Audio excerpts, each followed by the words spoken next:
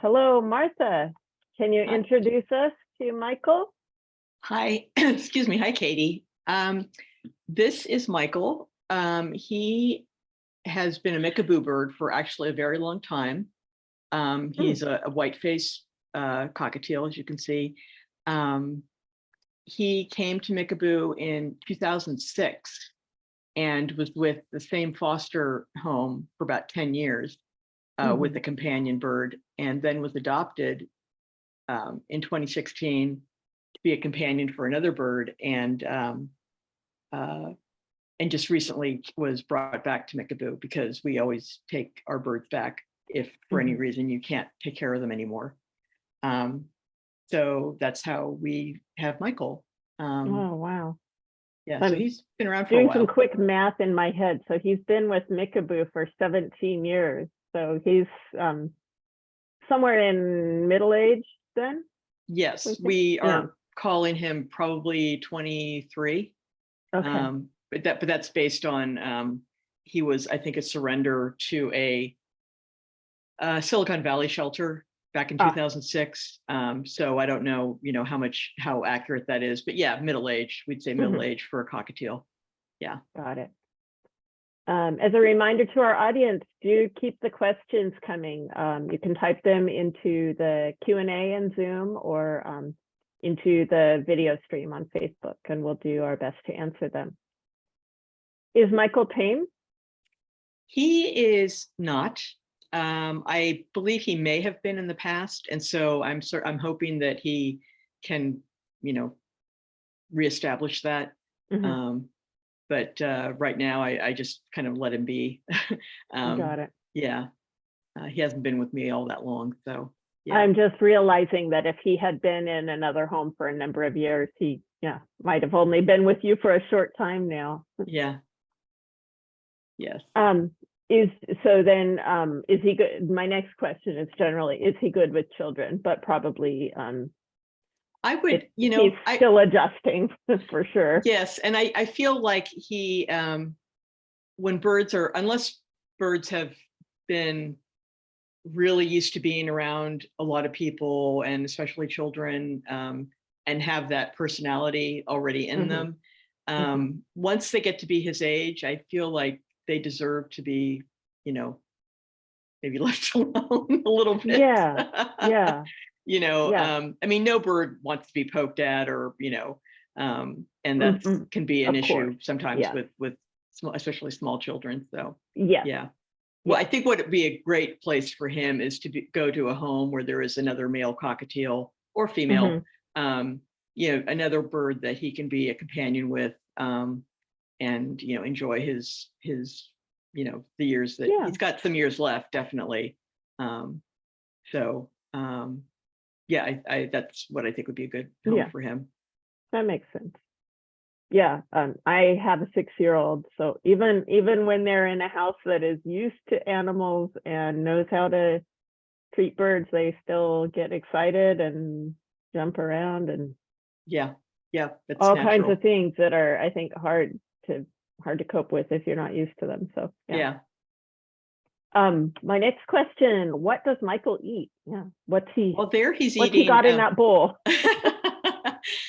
He came in eating Supreme fruity, fruit flavored pellets, Mm, which I continue to give him because you never want to just switch over a bird's diet all at yeah, once. You want to get yeah. them kind of used to something. So he gets also now some Rowdy Bush pellets and some Harrison pellets to Mm, see, which ones of those he might like. Um, what he gets is the Rowdy Bush nibble, which is a smaller. Uh, mm-hmm, Cockatiels really seem to like things that are small and soft and not very challenging. mm-hmm, um, so he's been getting those, and he gets a little bit of millet in the afternoon, and he gets some seed because cockatiels should get seed. mm-hmm, Um, and he gets salad greens in the also in the afternoon. Everybody gets mm-hmm. their greens in the afternoon. Yeah, So that's what he has a choice to nibble on as he wants. yeah. So Okay, yeah. got it. I'm just going to bring up for our audience, because now this is 2 birds in a row where we've talked about having Supreme fruity pellets and sort of transitioning away from them. There are a couple of reasons for that. Nutritionally, there are better choices, but also the fruity pellets, almost said fruity pebbles, although it's probably true of fruity pebbles too. The dyes can change the bird's poop color, and that is a way that you can get a lot of information about a bird's health, looking at their poop. And if it's been dyed purple by the random pellets they're eating, that makes it harder to use that as an assessment tool. So yeah. Exactly. I always have a hard time with birds that are, if I have to bird sit or a bird is eating those, I just feel like I can't tell what's going on with you. Yeah, there's a whole bunch of information that's just not available to you. Yeah.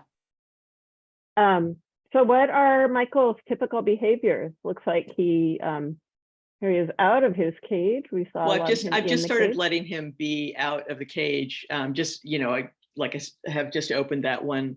I had the door open anyway in order to do some, to take some video, and just let him come out and see what he wanted to do. And he can fly a little bit, and in fact was able to get himself from.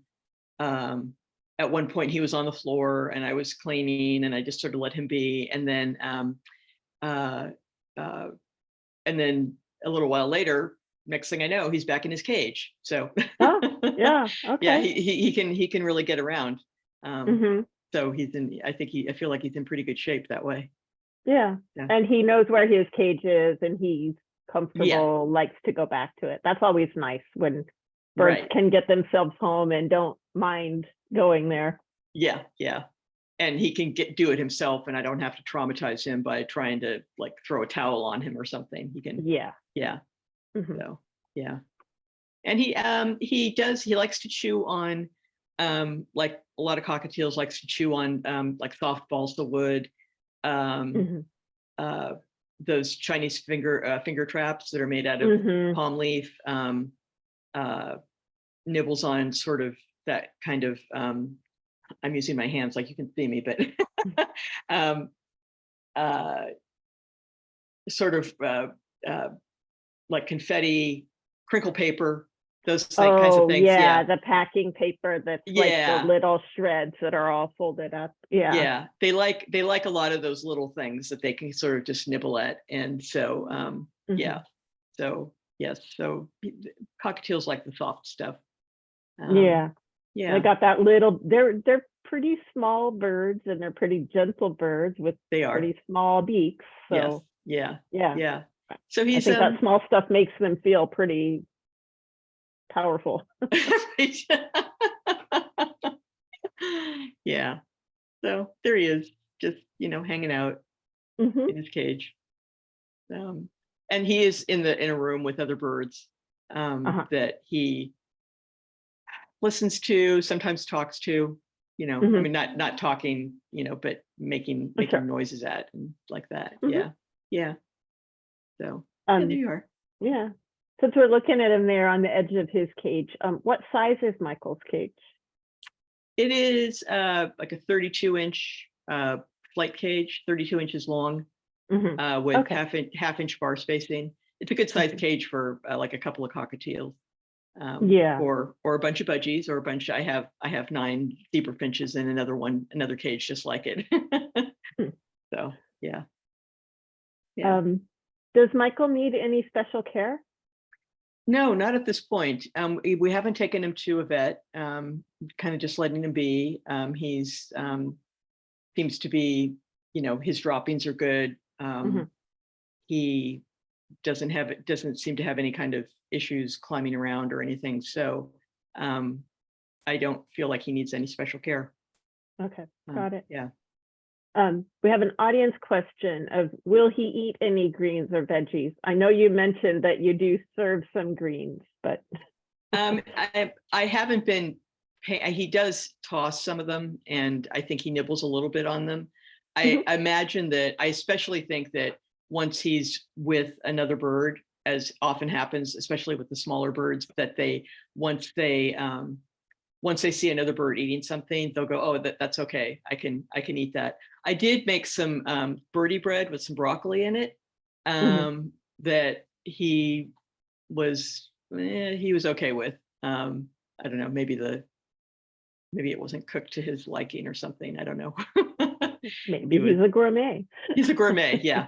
But I think that he will get on. I'm working on. I'm thinking of some other kinds of ways of getting more vegetables into his diet.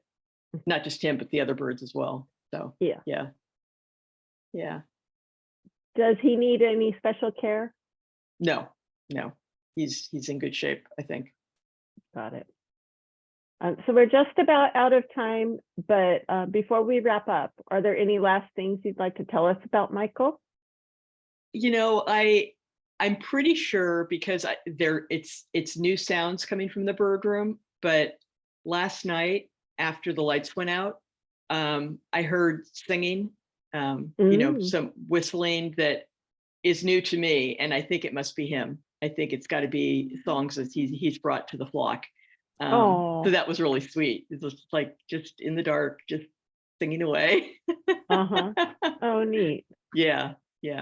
So I think the most important thing right now is sort of just letting him be and getting used to being around other birds again and people but I think he's going to make a nice companion for somebody with their bird. Yeah.